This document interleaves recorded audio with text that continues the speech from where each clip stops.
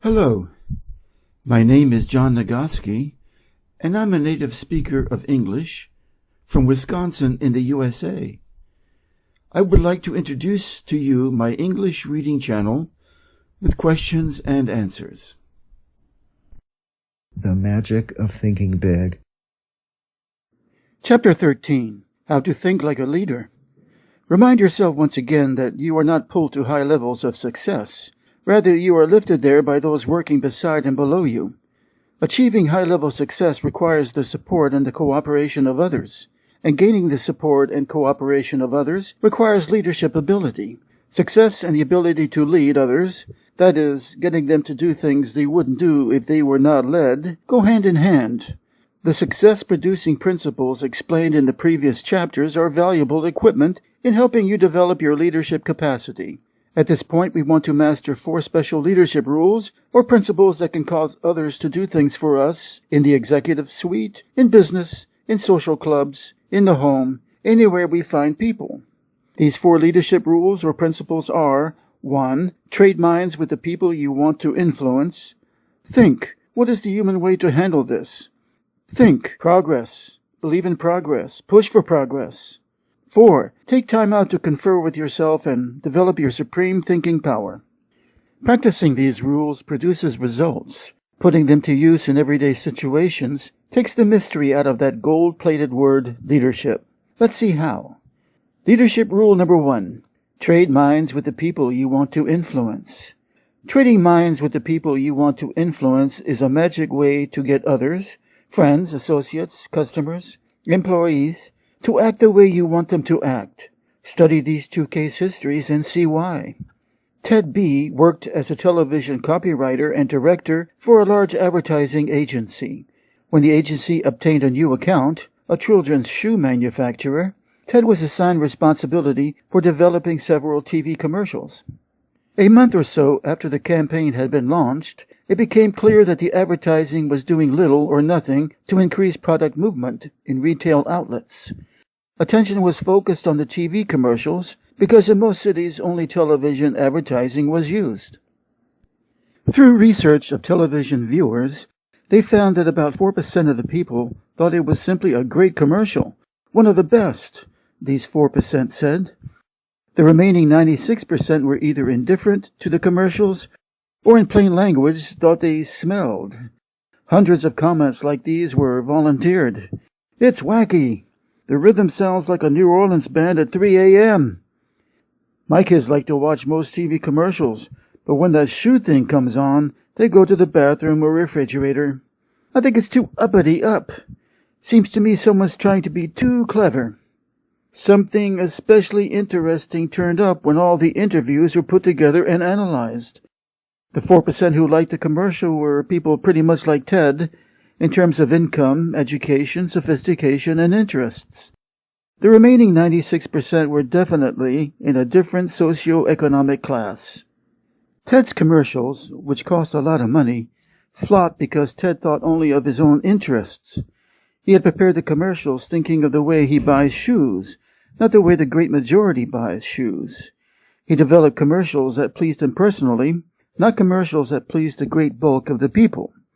The results would have been much different had Ted projected himself into the minds of the masses of ordinary people and asked himself 2 questions. If I were a parent, what kind of a commercial would make me want to buy those shoes? If I were a child, what kind of a commercial would make me go tell my mom or dad that I want those shoes? Why Joan failed in retailing. Joan is an intelligent, well-educated, attractive girl of 24. Fresh from college, Joan got a job as an assistant buyer in ready-to-wear goods at a low to medium-priced department store. She came highly recommended. Joan has ambition, talent, and enthusiasm, one letter said. She is certain to succeed in a big way. But Joan did not succeed in a big way. Joan lasted only 8 months and then quit retailing for other work. I knew her buyer well, and one day I asked him what happened. Joan is a fine girl, and she has many fine qualities, he said. But she has one major limitation. What was that? I asked. Well, Joan was forever buying merchandise that she liked, but most of our customers didn't. She selected styles, colors, materials, and prices she liked without putting herself in the shoes of the people who shop here. When I'd suggest to her that maybe a certain line wasn't right for us, she'd say, "Oh, they'll love this. I do. I think this will move fast." Joan had been brought up in a well-to-do home. She had been educated to want quality. Price was not important to her. Joan just couldn't see clothing through the eyes of low to middle income people, so the merchandise she bought just wasn't suitable. The point is this: to get others to do what you want them to do, you must see things through their eyes. When you trade minds, the secret of how to influence other people effectively shows up. A very successful salesman friend told me he spends a lot of time anticipating how prospects will react to his presentation before he gives it. Trading minds with the audience helps the speaker design a more interesting talk. Trading minds with employees helps the supervisor provide more effective, better received instructions. A young credit executive explained to me how this technique worked for him. When I was brought into this store, a medium-sized clothing store, as assistant credit manager, I was assigned the job of handling all collection correspondence. The collection letters the store had been using greatly disappointed me. They were strong, insulting, and threatening. I read them and thought, "Brother, I'd be mad as hell if somebody sent me letters like these. I never would pay." So I just got to work and started writing the kind of letter that would move me to pay an overdue bill if I received it. It worked. By putting myself in the shoes of the overdue customer, so to speak, collections climbed to a record high. Numerous political candidates lose elections because they fail to look at themselves through the minds of the typical voters. One political candidate for a national office, apparently fully as qualified as his opponent, lost by a tremendous margin for one single reason. He used a vocabulary that only a small percentage of the voters could understand. His opponent, on the other hand, thought in terms of the voters' interests. When he talked to farmers, he used their language. When he spoke to factory workers, he used words that were easily familiar with. When he spoke on TV, he addressed himself to Mr. Typical Voter, not to Dr. College Professor. Keep this question in mind. What would I think of this if I exchanged places with the other person? It paves the way to more successful action. Thinking of the interests of the people we want to influence is an excellent thought rule in every situation. A few years ago, a small electronics manufacturer developed a fuse that would never blow out. The manufacturer priced the product to sell for $1.25 and then retained an advertising agency to promote it. The account executive placed in charge of the advertising immediately became intensely enthusiastic. His plan was to blanket the country with mass advertising on TV, radio, and newspapers. "This is it," he said. "We'll sell 10 million the first year." His advisors tried to caution him, explaining that fuses are not a popular item. They have no romantic appeal, and people want to get by as cheaply as possible when they buy fuses. "Why not use selected magazines and sell it to the high-income levels?" the advisors said.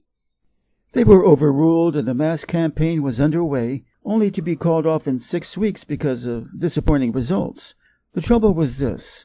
The advertising executive looked at the high-priced fuses with his eyes, the eyes of a high-income person. He failed to see the product through the eyes of the mass-market income levels. Had he put himself in their position, he would have seen the wisdom of directing the promotion toward the upper-income groups, and the account would have been saved. Develop your power to trade minds with the people you want to influence. The exercises below will help. 1. Giving someone work instructions. Best results. Looking at this from the viewpoint of someone who is new to this. Have I made myself clear? 2. Writing an advertisement. If I were a typical prospective buyer, how would I react to this ad? 3. Telephone manners. If I were the other person, what would I think of my telephone voice and manners? 4. Gift.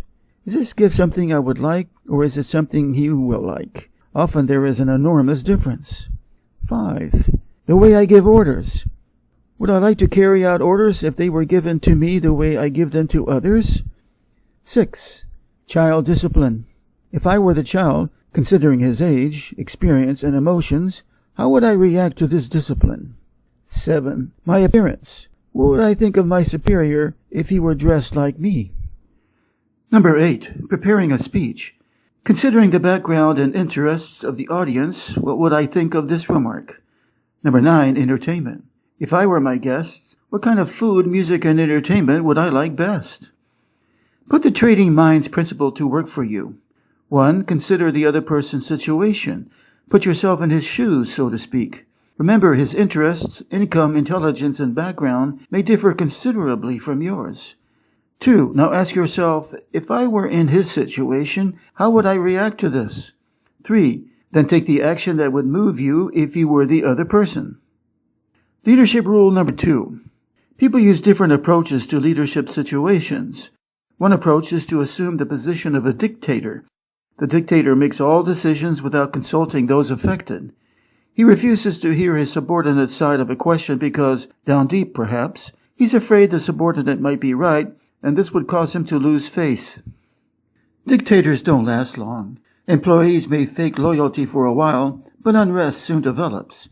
Some of the best employees leave, and those remaining get together and plot against the tyrant. The result is that the organization ceases to function smoothly. This puts a dictator in a bad light with his superior. A second leadership technique is the cold, mechanical, I'm a rule book operator approach. The fellow using this approach handles everything exactly according to the book. He doesn't recognize that every rule or policy or plan is only a guide for the usual cases. This would-be leader treats human beings as machines.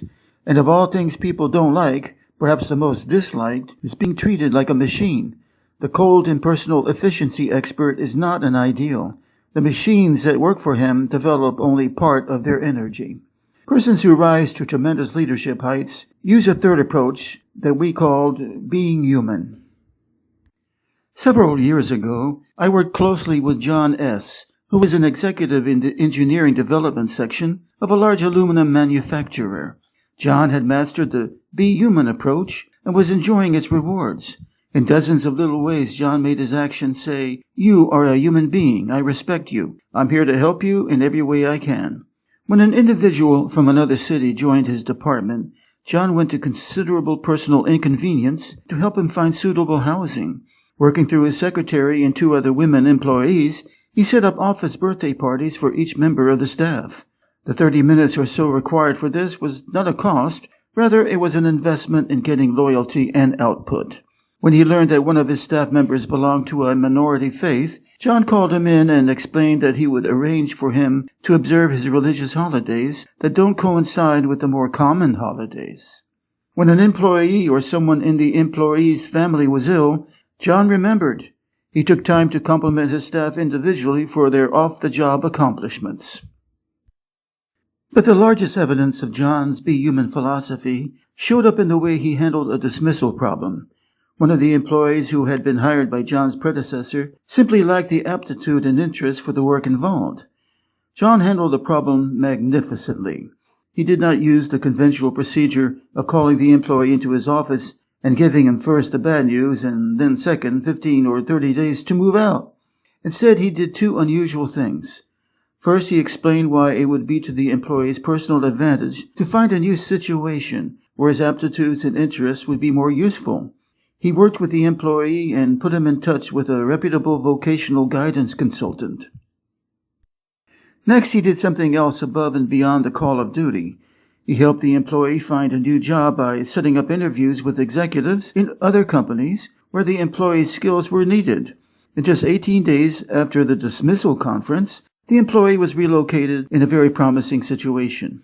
This dismissal procedure intrigued me, so I asked John to explain his thinking behind it. He explained it this way. "There's an old maxim I've formed and held in my mind," he began. "Whoever is under a man's power is under his protection, too. We never should have hired this man in the first place, because he's not cut out for this kind of work. But since we did, the least I could do was help him to relocate." Anybody, John continued, can hire a man, but the test of leadership is how one handles the dismissal. By helping that employee relocate before he left us, built up a feeling of job security in everyone in my department. I let them know by example that no one gets dumped on the street as long as I'm here.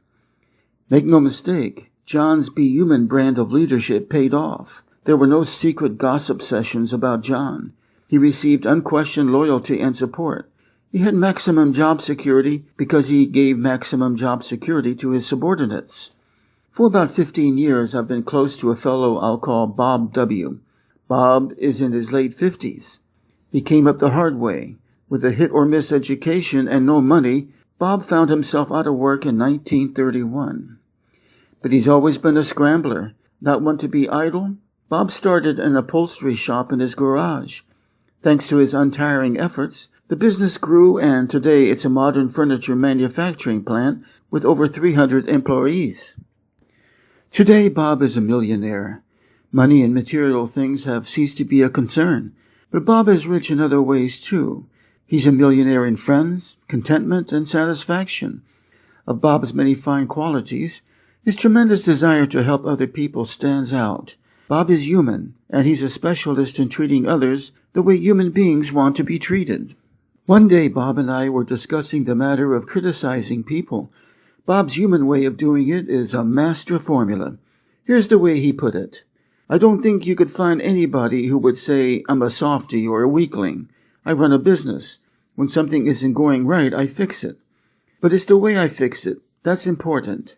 If employees are doing something wrong or are making a mistake, I am doubly careful not to hurt their feelings and make them feel small or embarrassed. I just use 4 simple steps. First, I talk to them privately. Second, I praise them for what they are doing well. Third, I point out the one thing at the moment that they could do better, and I help them find the way. Fourth, I praise them again on their good points. And this 4-step formula works. When I do it this way, people thank me because I've found that's exactly the way they like it. When they walk out of this office, they have been reminded that they are not only pretty good, they can be even better. I've been betting on people all my life, Bob says, and the better I treat them, the more good things happen to me. I honestly don't plan it that way. That's just the way it works out. Let me give you an example. Back about 5 or 6 years ago, one of the production men came into work, drunk. Pretty soon there was a commotion in the plant. It seems this fellow had taken a 5-gallon can of lacquer and was splashing it all over the place. Well, the other workmen took the lacquer away from him, and the plant superintendent escorted him out. I walked outside and found him sitting against the building in a kind of stupor. I helped him up, put him in my car, and took him to his home. His wife was frantic. I tried to reassure her that everything would be all right. "Oh, but you don't understand," she said. "Mr. W., me, doesn't stand for anyone being drunk on the job. Jim's lost his job, and now what will we do?" I told her Jim wouldn't be dismissed. She asked how I knew. The reason, I explained, is because I'm Mr. W. She almost fainted. I told her I'd do all I could to help Jim at the plant, and I hoped she'd do all she could at home, and just have him on the job in the morning. When I got back to the plant, I went down to Jim's department and spoke to Jim's co-workers. I told them, "You've seen something unpleasant here today, but I want you to forget it. Jim will be back tomorrow. Be kind to him. He's been a good worker for a long time, and we owe it to him to give him another chance." Jim got back on the ball, and his drinking was never again a problem. I soon forgot about the incident. But Jim didn't. 2 years ago, the headquarters of the local union sent some men here to negotiate the contract for the local. They had some staggering, simply unrealistic demands. Jim, quiet, meek Jim, suddenly became a leader. He got busy and reminded the fellows in the plant that they'd always gotten a fair deal from Mr. W., and we didn't need outsiders coming to tell us how to run our affairs. The outsiders left, and as usual, we negotiated our contract like friends, thanks to Jim. Here are 2 ways to use the Be Human approach to make you a better leader. First, each time you face a difficult matter involving people, ask yourself, what is the human way to handle this? Ponder over this question when there is a disagreement among your subordinates or when an employee creates a problem. Remember Bob W.'s formula for helping others correct their mistakes. Avoid sarcasm. Avoid being cynical. Avoid taking people down a peg or 2. Ask, what is the human way to deal with people? It always pays, sometimes sooner, sometimes later, but it always pays. A second way to profit from the Be Human rule is to let your actions show you put people first. Show interest in your subordinates' off-the-job accomplishments. Treat everyone with dignity. Remind yourself that the primary purpose in life is to enjoy it. As a general rule, the more interest you show in a person, the more he will produce for you. and his production is what carries you forward to greater and greater success. Praise your subordinates to your supervisor by putting in plugs for them at every opportunity. It's an old American custom to admire the fellow who's on the side of the little man. Your subordinates will appreciate your plugs, and their loyalty to you will grow. And do not fear that this will lower your own importance in the eyes of your supervisor. Rather, a man big enough to be humble appears more confident than the insecure man who feels compelled to call attention to his accomplishments. A little modesty goes a long way. Praise your subordinates personally at every opportunity. Praise them for their cooperation. Praise them for every extra effort they put forth. Praise is the greatest single incentive you can give people, and it costs you nothing. Practice praising people. Rub people the right way. Be human. Leadership rule number 3. Think progress. Believe in progress. Push for progress. One of the most complimentary things anyone can say about you is, he stands for progress. He's the man for the job. Promotions in all fields go to individuals who believe in and push for progress. Leaders, real leaders, are in short supply. Status quoers, the everything's all right, let's don't upset the apple cart folks, far outnumber the progressives. Though there's lots of room for improvement. Let's get to work and do it better, people. Join the leadership elite. Develop a forward look. There are 2 special things you can do to develop your progressive outlook. 1. Think improvement in everything you do. 2. Think high standards in everything you do. Several months ago, the president of a medium-sized company asked me to help him make an important decision. This executive had built a business by himself and had been functioning as sales manager. Now, with 7 salesmen employed, he decided his next step was to promote one of his salesmen to the job of sales manager. He narrowed the choice down to 3, all of whom were about equal in experience and sales performance.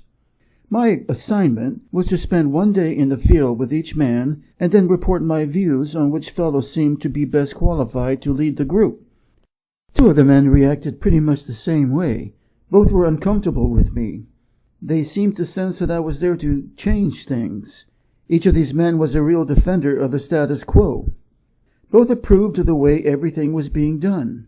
I raised questions about how the territories were laid out, the compensation program, the sales promotional material, every facet of the marketing effort, but on all points the response was always, everything is okay. On specific points, these 2 men explained why the present way couldn't and shouldn't be changed. Summed up, both men wanted the status quo to remain the status quo. One of them said to me as he dropped me by my hotel, I don't know exactly why you spent the day with me, but tell Mr. M for me that everything is okay as is. Don't go refiguring anything. The 3rd man was wonderfully different. He was pleased with the company and proud of its growth, but he was not wholly content. He wanted improvements. All day this 3rd salesman gave me his ideas for getting new business, providing better service to customers, reducing wasted time, revising the compensation plan to give more incentive, all so that he and the company would make more. He had mapped out a new advertising campaign he had been thinking about. When I left him, his parting remark was, I sure appreciate the chance to tell someone about some of my ideas. We've got a good outfit, but I believe we can make it better. My recommendation, of course, was for the 3rd man. It was a recommendation that coincided perfectly with the feelings of the company president. Believe in expansion, efficiency, new products, new processes, better schools, increased prosperity. Believe in and push for progress, and you'll be a leader. As a youngster, I had an opportunity to see how the different thinking of 2 leaders can make an amazing difference in the performance of followers. I attended a country elementary school, 8 grades, 1 teacher, and 40 children all jammed together inside 4 brick walls. A new teacher was always a big deal. Led by the big boys, the 7th and 8th graders, the pupils set out to see how much they could get away with. One year there was little more than chaos. Every day there were dozens of the usual school pranks, wars of spitballs and paper airplanes. Then there were the major incidents, such as locking the teacher outside the school for half a day at a time, or on another occasion the opposite, barricading her within the building for hours. Another day, each boy in the upper grades brought his dog into the schoolroom. Let me add that these children were not delinquents. Stealing, physical violence, and deliberate harm were not their objectives. They were healthy kids conditioned by vigorous rural living and needing an outlet for their tremendous pent-up energies and ingenuities. Well, the teacher somehow managed to stay with the school until the end of that year. To no one's surprise, there was a new teacher the following September. The new teacher extracted strikingly different performance from the children. She appealed to their personal pride and sense of respect. She encouraged them to develop judgment. Each child was assigned a specific responsibility like washing blackboards or cleaning erasers, or practicing paper grading for the younger grades. The new teacher found creative ways to use the energy that had been so misdirected a few months before. Her educational program was centered on building character. Why did the children act like young devils one year and like young angels the next? The difference was the leader, their teacher. In all honesty, we cannot blame the kids for playing pranks an entire school year. In each instance, the teacher set the pace. The first teacher deep down didn't care whether the children made progress. She set no goals for the children. She didn't encourage them. She couldn't control her temper. She didn't like teaching, so the pupils didn't like learning. But the second teacher had high positive standards. She sincerely liked the children and wanted them to accomplish much. She considered each one as an individual. She obtained discipline easily because in everything she did, she was well disciplined. And in each case, the pupils adjusted their conduct to fit the examples set by the teachers. We find the same form of adjustment taking place every day in adult groups. During World War II, military chiefs continually observed that the highest morale was not found in units where commanders were easy, relaxed, and lackadaisical. Crack units were led by officers with high standards who enforced military regulations fairly and properly.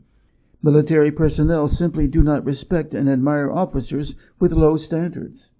College students, too, take their cue from the example set by the professors. Students under one professor cut classes, copy term papers, and connive in various ways to pass without serious study. But the same students under another professor willingly work extra hard to master the subject. In business situations, we again find individuals patterning their thinking after that of the superior. Study a group of employees closely. Observe their habits, mannerisms, attitudes toward the company, ethics, self-control. Then compare what you find with the behavior of their superior, and you discover amazing similarities. Every year, many corporations that have grown sluggish and are headed downward are rebuilt. And how? By changing a handful of executives at the top.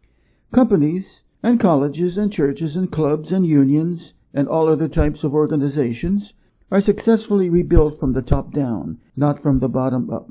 Change the thinking at the top, and you automatically change the thinking at the bottom. Remember this.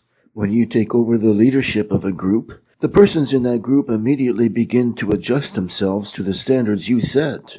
This is most noticeable during the first few weeks. Their big concern is to clue you in, zero you in, find out what you expect of them. They watch every move you make. They think, how much will he give me? How does he want it done? What does it take to please him? What will he say if I do this or that? Once they know, they act accordingly. Check the example you set. Use this old but ever accurate quatrain as a guide. What kind of world would this world be if everyone in it were just like me? To add meaning to this self-imposed test, substitute the word company for world, so it reads, what kind of company would this company be if everyone in it were just like me? In similar fashion, ask yourself what kind of club, community, school, church would it be if everyone in it acted like you? Think, talk, act, live the way you want your subordinates to think, talk, act, live, and they will. Over a period of time, subordinates tend to become carbon copies of their chief. The simplest way to get high-level performance is to be sure the master copy is worth duplicating. Am I a progressive thinker? Checklist. A. Do I think progressively toward my work? Do I appraise my work with the how can we do it better attitude? Do I praise my company, the people in it, and the products it sells at every possible opportunity? Are my personal standards with reference to the quantity and quality of my output higher now than 3 or 6 months ago? Am I setting an excellent example for my subordinates, associates, and others I work with? B. Do I think progressively toward my family? Is my family happier today than it was 3 or 6 months ago? Am I following a plan to improve my family's standard of living? Does my family have an ample variety of stimulating activities outside the home? Do I set an example of a progressive, a supporter of progress for my children? C. Do I think progressively toward myself? Can I honestly say I am a more valuable person today than 3 or 6 months ago? Am I following an organized self-improvement program to increase my value to others? Do I have forward-looking goals for at least 5 years in the future? Am I a booster in every organization or group to which I belong? D. Do I think progressively toward my community?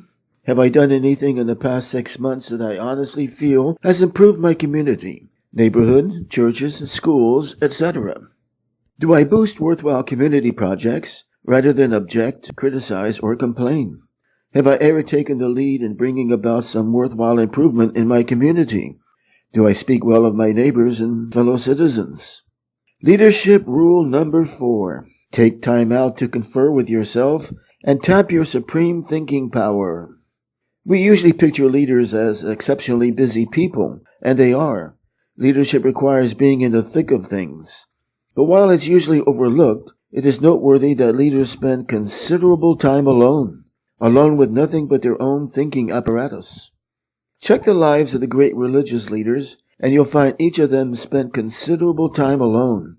Moses frequently was alone, often for long periods of time. So were Jesus, Buddha, Confucius, Mohammed, Gandhi.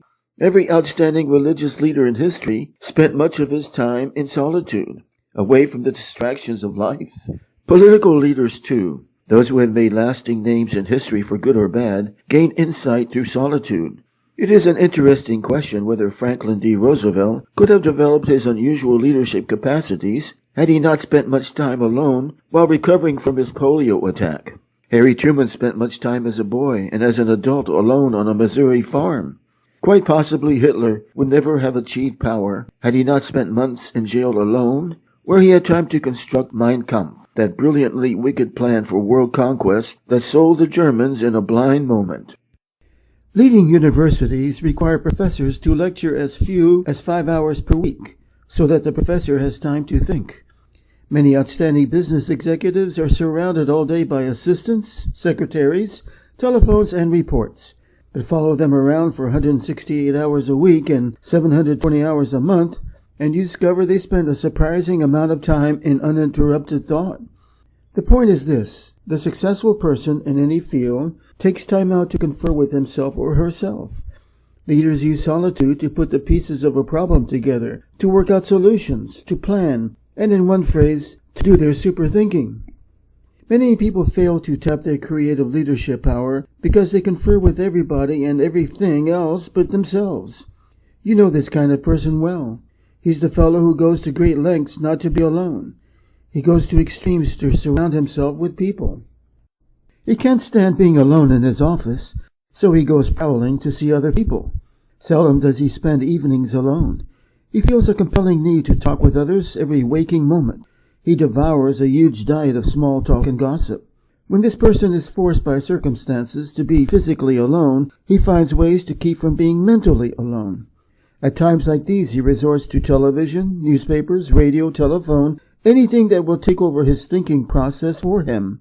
In effect, he says, "Here, Mr. TV, Mr. Newspaper, occupy my mind for me. I'm afraid to occupy it with my own thoughts." Mr. I can't stand to be alone shuns independent thought. He keeps his own mind blacked out. He is, psychologically, scared of his own thoughts. As time goes by, Mr. I can't stand to be alone grows increasingly shallow. He makes many ill-considered moves. He fails to develop firmness of purpose, personal stability.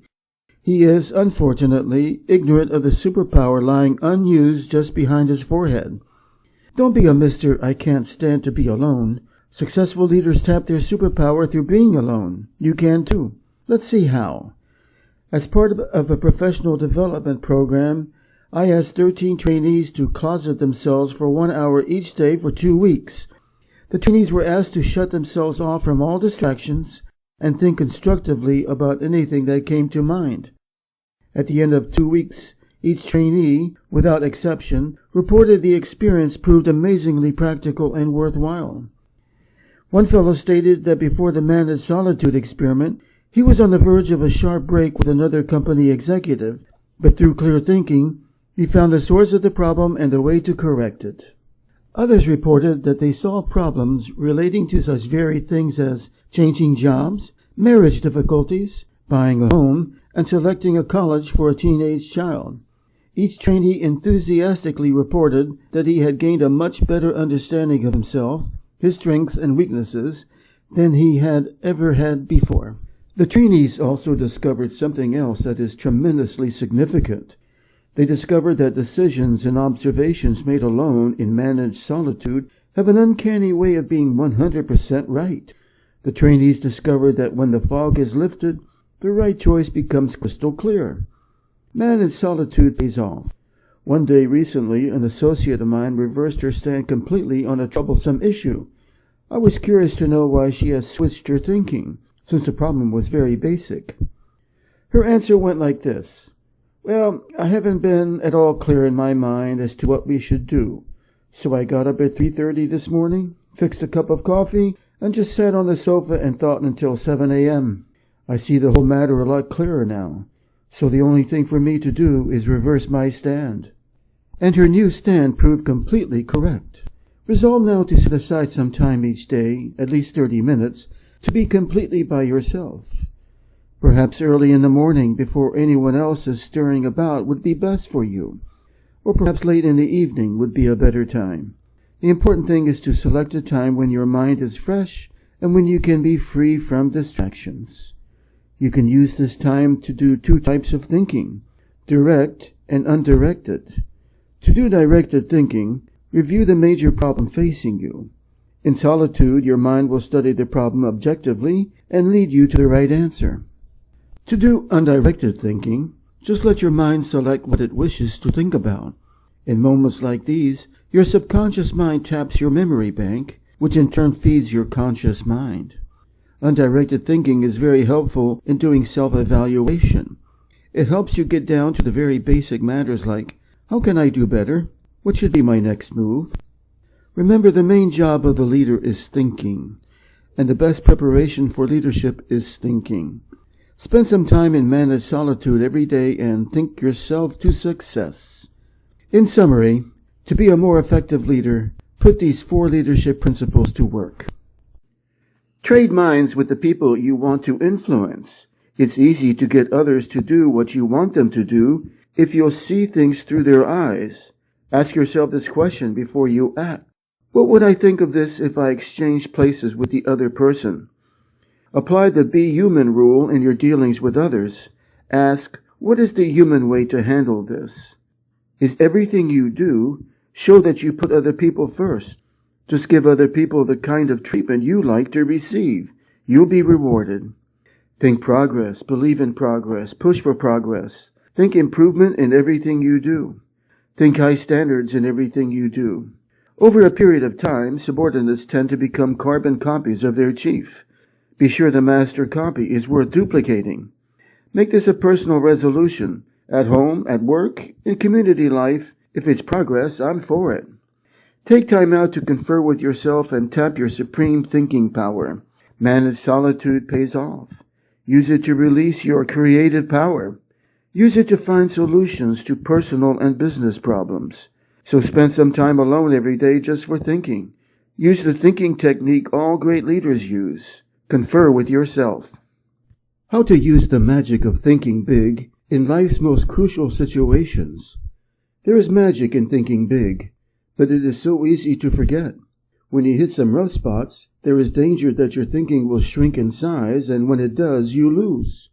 Below are some brief guides for staying big when you're tempted to use the small approach. Perhaps you'll want to put these guides on small cards for even handier reference. A. When little people try to drive you down, think big. To be sure, there are some people who want you to lose, to experience misfortune, to be reprimanded. But these people can't hurt you if you remember 3 things. You win when you refuse to fight petty people. Fighting little people reduces you to their size. Stay big. Expect to be sniped at. It's proof you're growing. Remind yourself that snipers are psychologically sick. Be big. Feel sorry for them. Think big enough to be immune to the attacks of petty people. B. When that "I haven't got what it takes" feeling creeps up on you, think big. Remember, if you think you are weak, you are. If you think you're inadequate, you are. If you think you're second class, you are. Whip that natural tendency to sell yourself short with these tools. Look important. It helps you think important. How you look on the outside has a lot to do with how you feel on the inside. Concentrate on your assets. Build a sell yourself to yourself commercial and use it. Learn to supercharge yourself. Know your positive self. Put other people in proper perspective. The other person is just another human being, so why be afraid of him? Think big enough to see how good you really are. C. When an argument or quarrel seems inevitable, think big. Successfully resist the temptation to argue and quarrel by asking yourself, honestly now, is this thing really important enough to argue about? Reminding yourself, you never gain anything from an argument, but you always lose something. Think big enough to see that quarrels, arguments, feuds, and fusses will never help you get where you want to go. D. When you feel defeated, think big. It is not possible to achieve large success without hardships and setbacks, but it is possible to live the rest of your life without defeat. Big thinkers react to setbacks this way. Regard the setback as a lesson. Learn from it, research it, use it to propel you forward. Salvage something from every setback. Blend persistence with experimentation. Back off and start afresh with a new approach. Think big enough to see that defeat is a state of mind, nothing more. E. When romance starts to slip, think big. Negative, petty, she's, he's, unfair to me so I'll get even type of thinking slaughters romance, destroys the affection that can be yours. Do this when things aren't going right in the love department. Concentrate on the biggest qualities in the person you want to love you. Put little things where they belong in second place. Do something special for your mate and do it often. Think big enough to find the secret to marital joys. When you feel your progress on the job is slowing down, think big. No matter what you do and regardless of your occupation, higher status, higher pay, come from one thing, increasing the quality and quantity of your output. Do this. Think, I can do better. The best is not unattainable. There is room for doing everything better. Nothing in this world is being done as well as it could be. And when you think, I can do better, ways to do better will appear. Thinking, I can do better switches on your creative power.